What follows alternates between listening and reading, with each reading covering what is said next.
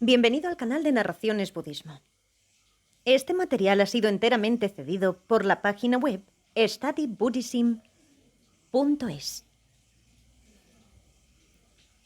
Studybuddhism, originariamente.com, es una vasta fuente de enseñanzas budistas auténticas presentadas de forma aterrizada y práctica.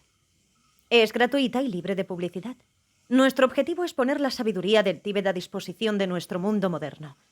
Esta página de Internet es la siguiente generación de los archivos Bersin, fundada en 2001 por el Dr. Alexander Bersin, un maestro, traductor y practicante budista con más de 50 años de experiencia. Con un equipo internacional de más de 80 personas, studybuddhism.com sigue creciendo.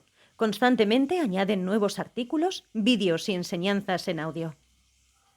El Dr. Bersin ha querido compartir con nosotros, a través de estos audiolibros, el material en castellano que se encuentra en su web. Gracias por hacerlo posible. Narrado por Cristina Ingrid B. Karma. Principales puntos sobre el karma, por el Dr. Alexander Bersin. El karma se refiere a los impulsos mentales que nos llevan a actuar, hablar y pensar de formas compulsivas. Al actuar esos impulsos, reforzamos nuestros viejos hábitos. Como resultado, experimentamos que nuestro estado de ánimo tiene altibajos y que repetimos de forma incontrolable nuestros patrones de conducta. Pero estos resultados kármicos no están predeterminados, no son fijos. Podemos afectar lo que experimentamos, podemos aligerarlos, dado que su intensidad depende de muchos factores que están dentro de nuestro poder. El karma y las 4 verdades nobles. Esta noche vamos a hablar acerca del karma. Este es un punto central en el budismo. Podemos ver su importancia al contemplar cómo encaja con las 4 verdades nobles, los 4 hechos que son vistos como una verdad por cualquier ser realizado. Estas 4 verdades son lo que el Buda enseñó como la estructura básica de sus enseñanzas.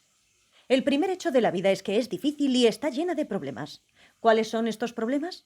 Son básicamente los diferentes niveles de felicidad e infelicidad que tenemos a cada momento. Este es el problema verdadero. A veces también experimentamos sufrimiento burdo, infelicidad y dolor, las cuales son obviamente un problema. Otras veces experimentamos felicidad, pero esto es fugaz, no permanece. Esta felicidad fugaz tiene muchos problemas. Es la llamada felicidad contaminada. Contaminada o manchada con confusión. Significa que no solamente no perdura, sino que tampoco nos da satisfacción. Tenemos la felicidad de disfrutar una buena comida y sentirnos satisfecho, pero no perdura. No elimina el problema de estar hambriento por siempre. Además, mientras más comiéramos en una comida, más felices deberíamos estar, pero este no es el caso. Si comemos mucho, nos enfermamos. Tampoco hay certeza acerca de lo que vendrá después de que nuestra felicidad acabe. Podríamos estar felices por alguna otra cosa, o podríamos sentirnos infelices o solo neutrales. No podemos encontrar ninguna seguridad en esta felicidad fugaz, así que es un problema.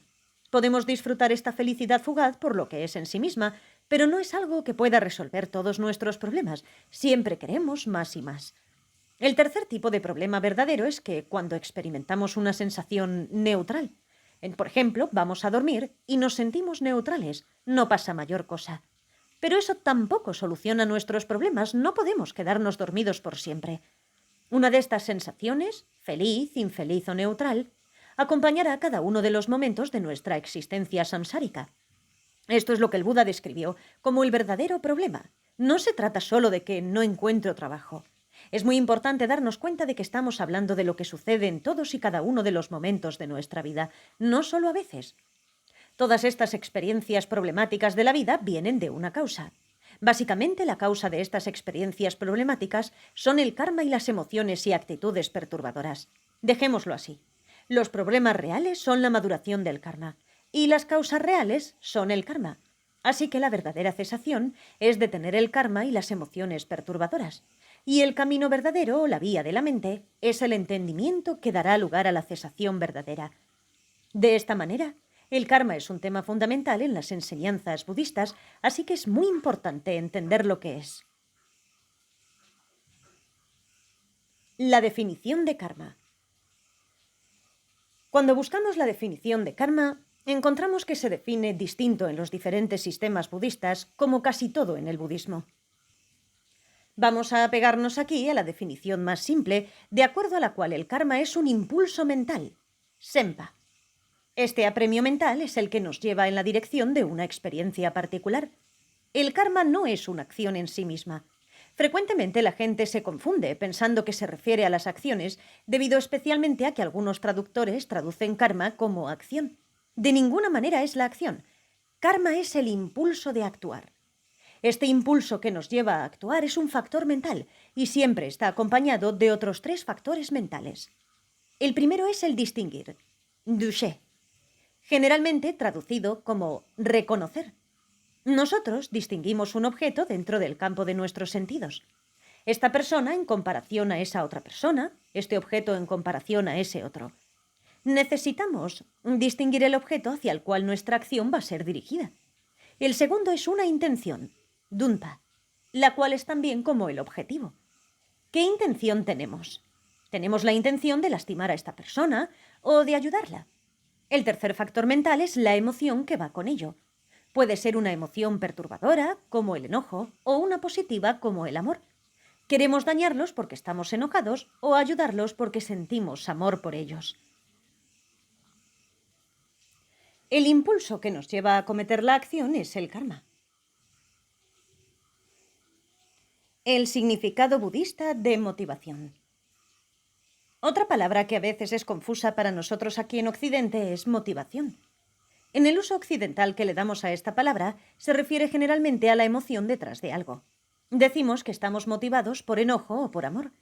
Sin embargo, cuando escuchamos la palabra motivación en un contexto budista, se está traduciendo una palabra que no significa motivación en el sentido occidental. La intención o el objetivo es el aspecto principal de la motivación desde el punto de vista budista, y la emoción que lo apoya es secundaria. Probablemente mejor que traducir esta palabra como motivación sería el esquema mental de motivación. Por ejemplo, al principio de cualquier enseñanza, cuando escuchamos reafirmen su motivación, significa básicamente reafirmar el objetivo, o sea, nuestro propósito. ¿Para qué estamos aquí? El propósito es aprender algo para dirigirnos a la dirección segura del refugio o para alcanzar la iluminación y así ser de beneficio a otros de manera más completa. Esto es lo que fortalecemos o reafirmamos. La emoción que acompaña a este fin puede ser la compasión y el amor por todos los seres, pero eso no es el énfasis principal al fortalecer nuestra motivación. Por supuesto, necesitamos también reafirmar nuestro amor y compasión, lo cual, desde nuestro punto de vista occidental, es la emoción que nos está motivando a lo que estamos haciendo, pero en el budismo se refiere a un esquema mental mucho más amplio. Es útil diferenciar todos los factores mentales de los que estamos hablando aquí, porque entonces podemos ajustarnos cuando algo inadecuado con cualquiera de ellos. Si no hacemos esta diferenciación, entonces es muy difícil saber cómo corregir o ajustar nuestro estado mental. Karma mental, verbal y físico. Así tenemos un impulso o karma. Cuando hablamos acerca de karma físico, verbal o mental, es el impulso de hacer algo, de decir algo y de pensar en algo. Este último generalmente no nos lleva a pensar acerca de algo por un solo instante, sino por un periodo de tiempo, como el pensar acerca de vengarnos de alguien, tramando cómo hacerlo. Cuando hablamos acerca de actos físicos y verbales, estos usualmente empiezan con impulsos mentales, un karma mental. El impulso de hacer algo viene primero. Es como, creo que voy a llamar a alguien. Ese es un impulso mental. Tiene su propia emoción acompañada, su finalidad y su propia distinción del objeto. Entonces, el karma real, físico o verbal, es el impulso con el cual empezamos a hacer la acción y el impulso que viene en cada momento para sostener la acción hasta que se acabe. Este es el karma físico y verbal. Por supuesto que los factores mentales acompañantes podrían cambiar de lo que originalmente fueron. Por ejemplo, pensábamos que íbamos a hablar con nuestra amiga, pero su hija contestó el teléfono y pensando que era su mamá empezamos a hablar. O inicialmente la emoción era amor, pero a la mitad de la conversación nos enojamos. Teníamos la intención de decir algo agradable o decir algo ofensivo, y mientras hablábamos nos distrajimos y nos olvidamos de decirlo.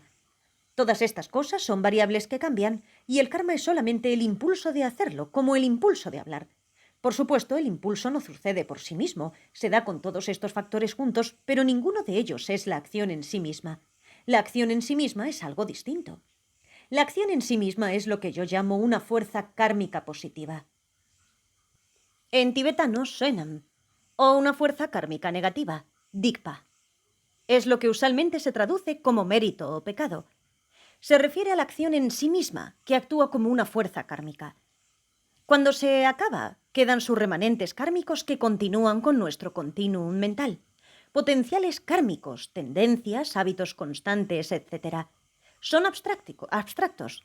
No voy a platicar de los diferentes tipos de remanentes porque es demasiado complejo, pero cuando las emociones y actitudes perturbadas los activan, estos remanentes kármicos maduran en consecuencias diversas de nuestra experiencia momento a momento. La maduración de las consecuencias del karma. ¿En qué maduran los remanentes del karma? Sensaciones de felicidad, de infelicidad o neutrales. Podríamos estar haciendo las mismas cosas ayer y hoy, pero ayer nos sentimos felices al hacerlo y hoy nos sentimos infelices al hacerlo. Esto es la maduración del karma. Voy a usar aquí maduración del karma de una forma muy libre. Experimentar los agregados de nuestro renacimiento y el ambiente en el cual nacemos y en el que nos encontramos. El tipo de cuerpo y de mente que tenemos, nuestra inteligencia o falta de ella, y así sucesivamente, y en este renacimiento sentir diferentes momentos de felicidad o infelicidad. Sentir ganas de hacer algo similar a lo que hemos hecho anteriormente. Por ejemplo, tengo ganas de llamar a alguien, tengo ganas de gritarte. ¿Qué tienes ganas de hacer?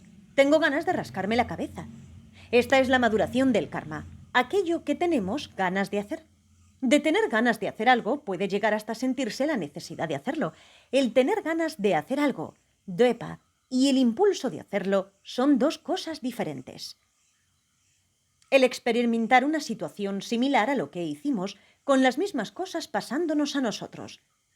Siempre estamos gritando a otros y entonces experimentamos personas que nos gritan, o siempre somos amables con otros y experimentamos personas que son amables con nosotros. Todas estas cosas suben y bajan, cada una a diferente ritmo. Esto significa que diferentes cosas están madurando en diferentes momentos, mezcladas de diferente forma, y nunca sabemos lo que seguirá a continuación. Nunca sabemos si vamos a sentirnos felices o infelices en el próximo momento, y no sabemos qué vamos a tener ganas de hacer dentro de 5 minutos. Esto está cambiando todo el tiempo. Alguien me llama por teléfono y quiere venderme algo, o quién sabe qué va a pasar. Algunas veces son cosas buenas y a veces son muy poco placenteras. Sube y baja todo el tiempo y no tenemos idea de lo que es lo siguiente. Esto es la incertidumbre. Es horrible, ¿verdad? No solo eso, a un nivel más burdo nuestros renacimientos también van a tener altibajos. Desde el punto de vista mahayana, existe algo más que madura del karma a cada momento. Estamos generando y experimentando lo que yo llamo percepción periscópica. Solo podemos ver una pequeña fracción de lo que está pasando y sus causas. Esto también es resultante del karma. No tenemos idea de por qué nos están pasando las cosas o cuáles van a ser los resultados de nuestras acciones. Así que tenemos esta visión de túnel muy limitada.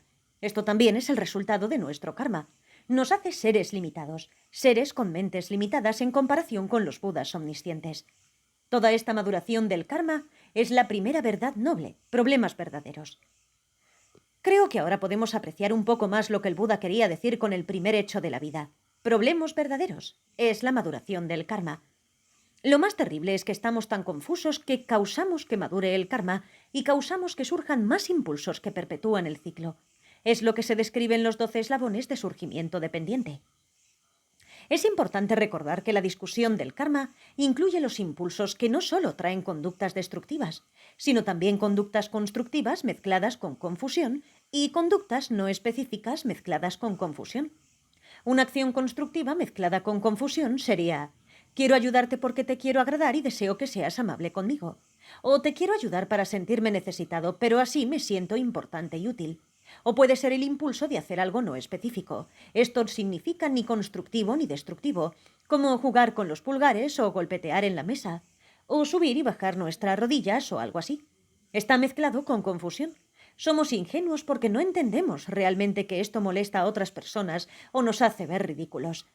El karma es acerca de todos estos tipos de conductas, del impulso que los causa.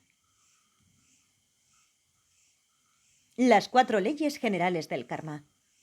Hay 4 leyes generales del karma. La certeza de los resultados. Esto es dicho en forma muy especial. Si experimentamos infelicidad, Existe la certeza de que es por la maduración de nuestra conducta destructiva previa. No está diciendo que si cometemos actos destructivos haya certeza de que van a madurar en infelicidad. ¿Por qué? Porque podemos purificar el karma negativo. Si fuera dicho de la segunda manera, estaría sugiriendo que es imposible purificar el karma. Si experimentamos infelicidad, podemos estar seguros de que proviene de una conducta destructiva.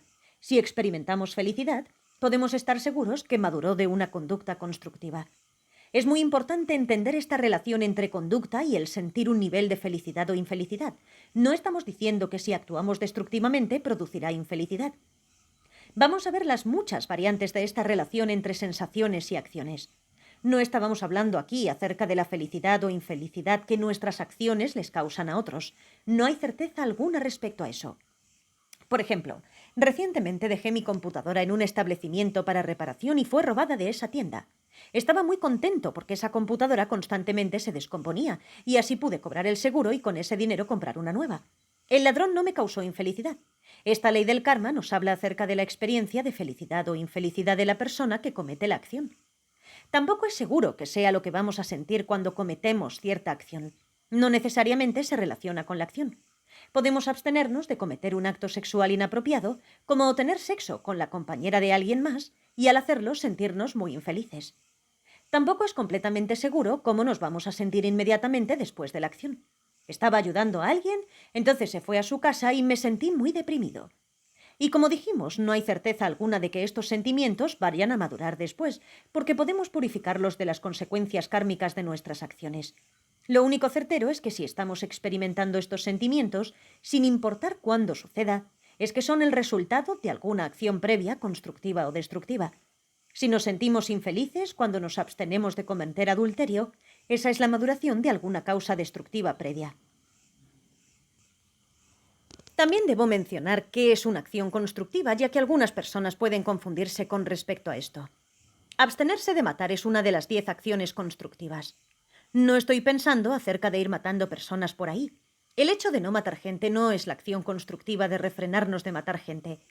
La acción constructiva sería que si hubiera un mosquito zumbando alrededor de mi cabeza y sintiera el impulso de matarlo, al pensar en las consecuencias de matarlo no lo hiciera. En ese momento, abstenerse de matar es la acción constructiva de no matar. Cuando hablamos de este tipo de conducta constructiva de refrenarnos de acciones destructivas, es muy activo. No es solamente decir, bueno, nunca mato, así que bien podría tomar el voto de no matar. No es suficientemente fuerte.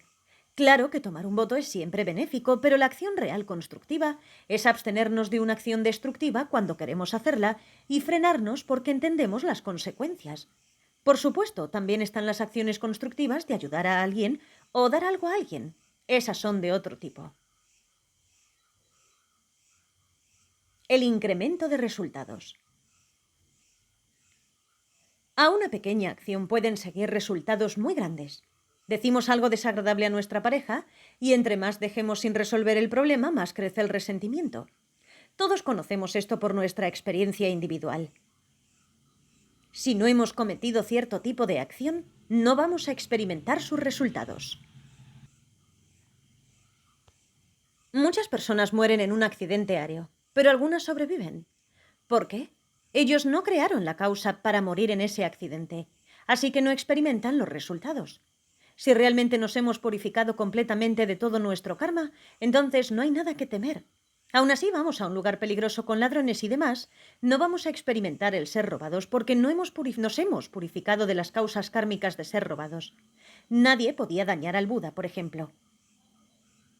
Si hemos cometido una acción, los remanentes kármicos en nuestro continuum mental no desaparecen por sí mismos. Los remanentes kármicos no se van a hacer tan viejos que no maduren. Eventualmente, en algún momento, a menos que lo purifiquemos, van a madurar. Puede tomar 1.000.000 de años, pero van a madurar a menos que lo purifiquemos. Estas son las leyes generales del karma. También una acción puede dar muchos resultados en varias vidas. El ejemplo usado en los textos es el de alguien que le dijo a un bodhisattva que era un mono y renació como mono 500 veces. Si podemos o no relacionarnos con este ejemplo no es el punto. El punto es que todo esto no es tan lineal. Una acción puede tener muchos resultados durante muchas vidas y muchas acciones juntas pueden crear un solo resultado. Este ejemplo es útil si nos hace pensar 2 veces antes de llamar a un policía, por ejemplo, cerdo. Los 4 factores necesarios para que los resultados kármicos sean completos.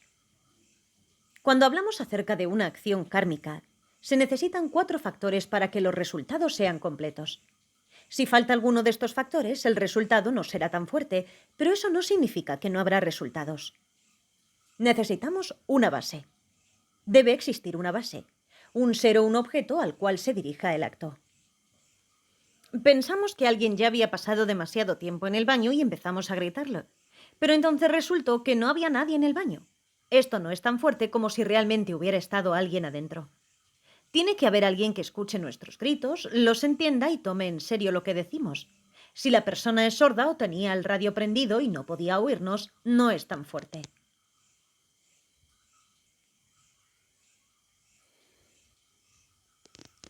El marco motivacional. Una combinación de 3 componentes. En primer lugar, debe haber una distinción inequívoca del objeto. Por ejemplo, pensé que la sombrilla que tomé era la mía, pero me equivoqué y tomé la tuya por error. Si hacemos esto por error, entonces tiene un resultado mucho más débil que escoger la mejor sombrilla y llevárnosla. Pero aun si la tomamos por error, es una acción destructiva, solo que no es una acción destructiva tan fuerte. El segundo factor acompañante es la intención motivadora. Si la intención no existe, es como cuando estamos bailando con alguien y no queríamos pisarlo, pero lo hicimos. Eso es mucho menos pesado que si lo hiciéramos intencionalmente. Luego, el tercer componente es que necesita haber una emoción perturbadora motivadora, si estamos hablando de una acción destructiva. Si matamos un mosquito que está zumbando cerca de la cabeza de nuestro bebé, y lo hacemos no porque odiamos al mosquito, sino porque amamos a nuestro bebé y queremos protegerlo, eso es muy diferente a matar el mosquito porque lo odiamos. Todo esto es el segundo factor, el marco motivacional. La implementación de un método que causa que la acción suceda. Realmente tenemos que hacer algo para que la acción suceda. Si estaba planeando gritarte, pero entonces alguien tocó la puerta o el teléfono sonó, y de hecho no lo hice, no tiene tanto peso como realmente hacerlo. Si solo soñé con matarte, no lo hice en realidad.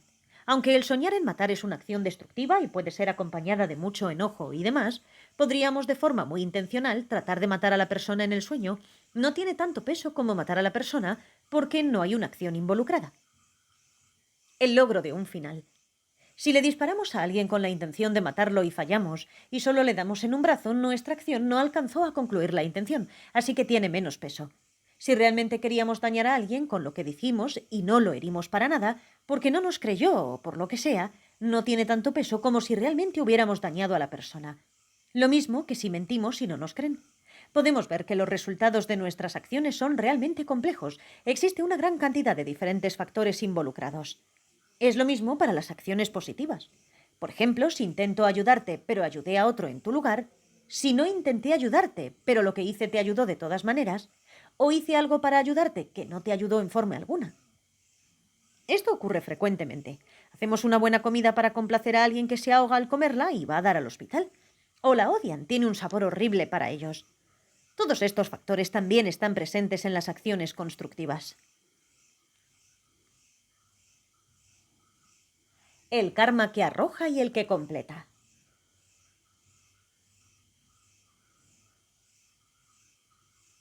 Otra división del karma es lo que se llama el que arroja y el que completa.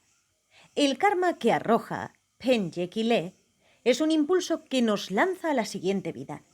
Para ser más específico, es un impulso para hacer algo tan fuerte que sus consecuencias kármicas nos pueden llevar a una vida futura. Puede dar forma al tipo de renacimiento que tomaremos, por ejemplo, como un perro o como un humano. Esto es cuando el impulso está acompañado por una muy fuerte intención o una emoción acompañante muy fuerte. Si realmente actuamos de acuerdo a ese impulso y alcanza su intención final, puede formar el tipo de renacimiento que tomaremos. Esto es el llamado karma que arroja. El karma que completa, Dzogchen, es cuando la intención o motivación y la emoción acompañante no son tan fuertes. Esto va a resultar en la circunstancia que completa el renacimiento en ese estado particular de renacimiento. Por ejemplo, si somos un perro callejero y sarnoso en las calles de la India o un pudel en la casa de unos ricos en Occidente. Hay 4 posibilidades. Puede existir un karma que arroja positivo y uno que completa negativo, uno que arroja negativo y uno negativo que completa, etc. Karma representado y karma reforzador. Otra división que es realmente interesante es el karma representado y el karma reforzador. El karma representado, Ye-Paile, se refiere a cualquier impulso kármico físico o verbal que de hecho nos ha llevado a cometer un acto físico o verbal, sea de forma deliberada o no. El karma reforzador, Zak-Paile, se refiere a cualquier impulso kármico que fortalece los potenciales y tendencias kármicas que dejan nuestra continuidad mental, en el sentido de aumentar su fuerza. Estos son impulsos kármicos que se derivan de planear de antemano si decir algo o hacer algo o no, y después tomar la decisión de decirlo o hacerlo. De esta distinción podemos ver que hay 4 posibilidades. Por ejemplo, planeé dañarte o ayudarte, pero de hecho no lo hice. No planeé ayudarte, pero lo hice. Planeé hacerlo y realmente lo hice, o no lo planeé y no lo hice. Solo es con acciones que hemos planeado y que de hecho cometemos con las que existe la seguridad de experimentar los resultados. Ahora, frecuentemente las personas malinterpretan esta clasificación y piensan que hay algunas acciones que no van a producir resultado alguno con certeza y otras acciones que ciertamente van a tener resultados. Esa no es la diferenciación que se explica aquí. Aunque cuando purificamos nuestro continuum mental de los remanentes kármicos de acciones destructivas, no necesitamos experimentar sus resultados. Pero cuando hablamos acerca de la certeza de resultados en este contexto, estamos hablando primordialmente acerca de la certeza de cuándo van a madurar. Para las acciones que planeamos pero que realmente no llevamos a cabo, no hay certeza de cuándo van a madurar. Pueden madurar en cualquier momento, en esta vida, en la próxima o en cualquier vida después de la próxima. Si no creemos en vidas futuras, como muchos occidentales, es importante saber qué acciones van a madurar en esta vida. Mucha atención. Estas tienen que ser planeadas y, de hecho, ser cometidas. Acciones kármicas. Los resultados de las cuales madurarán en esta vida. Hay 4 tipos de acciones kármicas en general, ya sea destructivas o constructivas, que dan resultados que empezarán a madurar en esta vida. Sin embargo, su maduración continúa también en vidas futuras. Las acciones destructivas que son provocadas por extremo apego a nuestro cuerpo, posesiones o vida, y las acciones constructivas que provienen de una extrema indiferencia por cualquiera de estos 3. Por ejemplo, estoy tan apegado a mi coche que si le das un golpe destrozo tu carro con un bate de béisbol. O puede ser que estoy tan apegado a no enfermarme que rehúso ayudar a alguien con una enfermedad contagiosa. Por otro lado, puedo estar tan desapegado a mi cuerpo que entro corriendo a un edificio en llamas para rescatar a un niño atrapado dentro. Las acciones destructivas provocadas por pensamientos extremos de malicia hacia cualquiera, como torturar a un prisionero enemigo, o una acción constructiva provocada por pensamientos extremos de amor y altruismo, como cuidar a un soldado enemigo herido. Las acciones destructivas provocadas por un deseo extremadamente fuerte de dañar al Buda, al Dharma o a la Sangha, a los maestros espirituales, etc., como destruir un monasterio y matar a los monjes. También incluye acciones constructivas provocadas por la creencia de extrema confianza en las buenas cualidades de las 3 collas y los maestros espirituales, como construir una estupa o hacer una donación para una publicación de Dharma o para construir un centro budista. Las acciones destructivas basadas en una falta total de agradecimiento y respeto, y las cuales son dirigidas contra alguien que nos ha ayudado en gran medida, como nuestros padres o maestros, o las acciones constructivas dirigidas hacia ellos mismos, basadas en retribuir su bondad. Por ejemplo, no cuidar a nuestros padres cuando están viejos y enfermos, o no ayudar a nuestros maestros espirituales con sus proyectos. Pero recuerden, tenemos que pensar en realmente involucrarnos en tales acciones y no solo hacerlas espontáneamente o vernos forzados a hacerlas. Factores que afectan la fuerza de maduración del karma. Los remanentes kármicos de nuestras acciones pueden madurar en algo fuerte o de mucho peso, o en algo ligero y trivial. Así que el último tema del que quiero platicar es acerca de los diferentes factores que afectan la fuerza de los resultados que maduran, ya sea del karma negativo o positivo. La lista es más bien larga. La naturaleza de la acción o el fenómeno involucrado. en términos del sufrimiento o felicidad que causa la otra persona en general. Matar a alguien es de mayor peso que robar su coche. Salvar la vida de alguien tiene mayor fuerza que darle algo de dinero. La fuerza de la emoción perturbadora o positiva que acompaña al impulso. El dañar a alguien con un odio recalcitrante es mucho más fuerte que dañarlo con un poco de enojo. Para ahorrar tiempo, les voy a dar ejemplos del resto de la lista mayormente para actos destructivos, pero ustedes pueden inferir de ellos ejemplos de acciones constructivas. El impulso distorsionado que nos obliga. En otras palabras, a cometer una acción pensando que no hay nada malo en hacerla, que está bien, esté o no acompañada por una actitud antagonista distorsionada. Por ejemplo, vamos a la guerra a matar a todas las personas de un cierto grupo étnico y pensamos que es perfectamente correcto y cualquiera que piense que está mal es estúpido. Esa es una actitud antagónica distorsionada. O que es perfectamente correcto matar animales porque ellos han sido creados para nuestro uso. Si esa es la clase de actitud presente, la acción tiene mucho más peso. La acción en sí. En términos de la cantidad de sufrimiento causado a la víctima cuando se lleva a cabo la acción, arrancarle las alas a una mosca es de mayor peso que simplemente aplastarla con un matamoscas. El siguiente es la base a la cual está dirigida la acción. Esto varía de acuerdo a la cantidad de beneficio que otras personas o nosotros mismos hayamos recibido de ese ser en el pasado, o vamos a recibir en el presente y el futuro, y de acuerdo a las cualidades del ser. Dichas cualidades influyen en las metas que el ser ha realizado o hacia dónde se está dirigiendo. Por ejemplo, matar a un monje o a una monja es de mayor peso que matar a un laico por sus objetivos y cualidades. O asesinar a Mahatma Gandhi tiene más peso que ejecutar a un criminal o sacrificar a una gallina. El siguiente es el estatus o realizaciones del ser hacia el cual la acción está dirigida. Es más pesado si la víctima es alguien que acaba de terminar un retiro. Dañar a alguien enfermo es más pesado en comparación con alguien sano. El siguiente es el nivel de consideración. Se refiere a cuánto respeto tenemos hacia ese ser. Herir a alguien que respetamos es diferente que herir a alguien que no conocemos. Tengo mucho respeto por mi maestro espiritual, así que mentirle es de mayor peso que mentir a un extraño hacia el cual no tengo un respeto en particular. Después está la condición de apoyo. Tiene más peso matar cuando hemos tomado un voto de no tomar la vida de otro ser que si no hemos tomado ningún voto. El siguiente es la frecuencia o el hábito. Si hemos llevado a cabo muchas veces cierta acción en el pasado, es de más peso. Haber cazado toda nuestra vida es más pesado que dispararle a un venado una sola vez.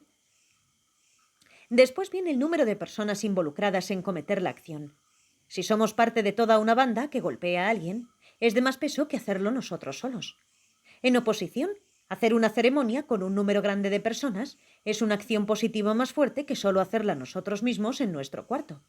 Esta es la razón por la que los tibetanos suelen hacer pullas en grupos numerosos. Después viene el seguimiento. Si repetimos o no la acción en el futuro. La presencia o ausencia de fuerzas oponentes. En otras palabras, si compensamos con muchas acciones constructivas algo destructivo o no, o si en el pasado hicimos algo constructivo, si eso no contrarrestado por muchas cosas destructivas. Aunque esto parece como una larga lista y posiblemente un poco tediosa de revisar, indica sin embargo algunos puntos que son muy útiles si tenemos que hacer algo negativo o positivo y deseamos saber cómo hacerlo más ligero o más fuerte respectivamente. Si tenemos que hacer algo destructivo, como fumigar una casa por las cucarachas o algo así, podemos tratar de hacerlo sin odio, no hacerlo tan frecuentemente y no invitar a todos nuestros amigos a la casa y tener una fiesta por matar cucarachas pensando que es muy divertido. Por el contrario, si estamos haciendo algo positivo, es muy bueno invitar a nuestros amigos a hacerlo juntos y hacerlo con un sentimiento positivo y hacerlo frecuentemente como hacer pullas en casa. Así que estos factores nos indican cómo influenciar los resultados de nuestras acciones, aun cuando estemos actuando compulsivamente y con confusión. Si vamos a ayudar a otros, podemos empezar ayudando a quienes han sido más bondadosos con nosotros, nuestros padres, por ejemplo. Si tenemos que herir o decepcionar a alguien, como cuando no tenemos tiempo de llamar a todos los que tenemos que llamar, no decepcionamos a quien ha sido muy bondadoso con nosotros, como nuestros padres. Esto no es solo una lista, sino algo que necesitamos trabajar con nuestras acciones hacia otros en nuestra vida diaria. La ausencia o presencia de fuerzas oponentes. El último punto en la lista, la ausencia o presencia de fuerzas oponentes, es especialmente importante. Aquí es donde empezamos la plática sobre la purificación del karma, que no trataré en detalle esta noche, pero permítanme mencionar algunos puntos. Una acción destructiva es muy pesada si no la consideramos como un error que va a tener consecuencias negativas. Una fuerza oponente sería admitir abiertamente que fue un error y que fue algo inapropiado. Aun si pensamos que no hubo nada malo con lo que hicimos cuando lo hicimos, si admitimos después que fue un error, empezarán a purificarse las consecuencias y al menos hacerse de menor peso.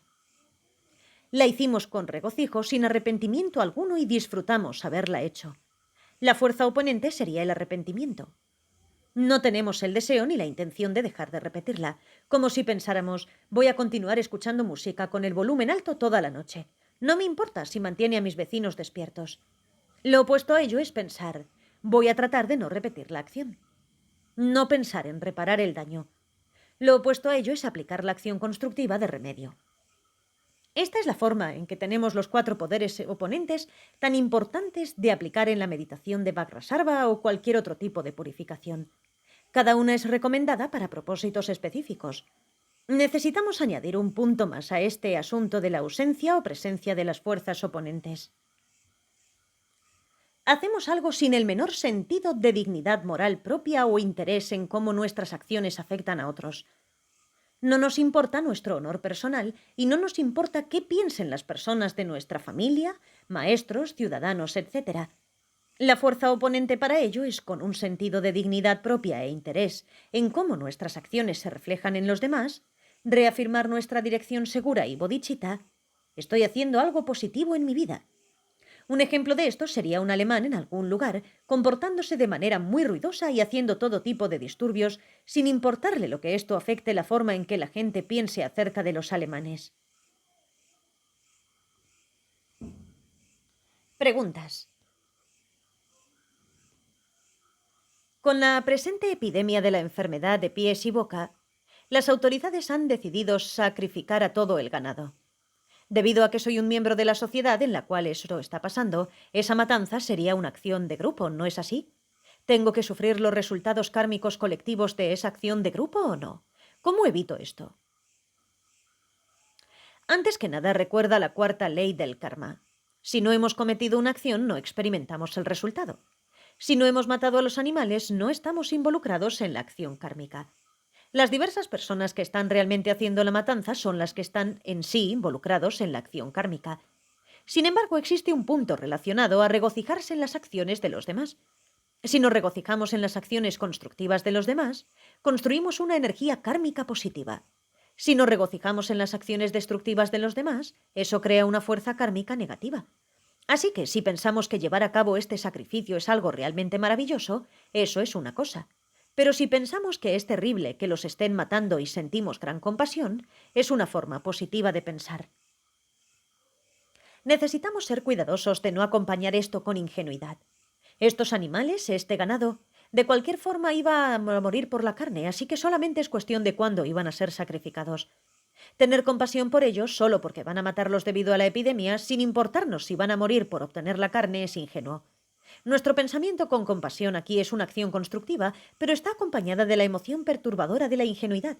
Así que necesitamos analizar siempre, cuidadosamente, todas nuestras acciones y pensamientos. Resumen. Vemos lo importante que es entender los diversos factores del karma, porque aunque complejo, pues es lo más complejo en el budismo, entre más lo entendemos, más podemos empezar a afectar y darle forma a nuestro comportamiento y al peso de sus consecuencias. Como en este ejemplo, podemos tratar de desarrollar compasión en general por el ganado, no solo porque ellos tienen una enfermedad.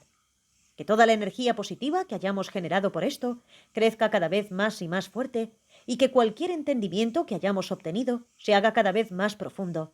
Así que lentamente podamos empezar a debilitar los efectos de nuestro karma y eventualmente vencer todo nuestro karma para que podamos ser de la mejor ayuda a todos. Transcripción de un seminario. Berlín, Alemania, marzo de 2001. Traducido por Enrique Mendoza Lugo. Narrado por Cristina Ingrid B. para el canal de Narraciones Budismo. Si quieres contactar con nosotros, puedes hacerlo a través del email narracionesbudismo@gmail.com. Te invito a visitar la página web studybuddhism.es. Gracias.